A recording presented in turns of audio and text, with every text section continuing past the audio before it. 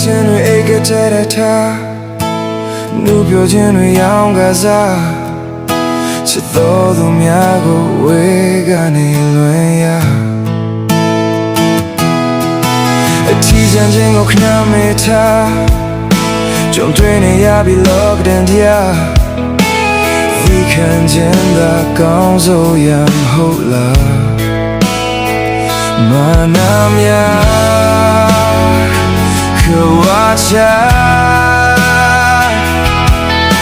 ကိုချင်းစာမိတဲ့တိုင်းတစ်ပါးရောက်သူများရင်ဆိုင်နေဒီလိုခက်ခဲတွေတော်ရမှာမေးရတဲ့ဘဝတွေညီထွားဖို့အတွက်ခွင့်ရမပေးနိုင်ဘူးလေကိုစီရဲ့ရင်မဆူတောင်းရင်အတူဆုံးမဲ့မိသားစုလေးစီတနေ့တော့ရောက်မေးမှန်ရွယ်လို့ထားသည်အမေအိမ်စီ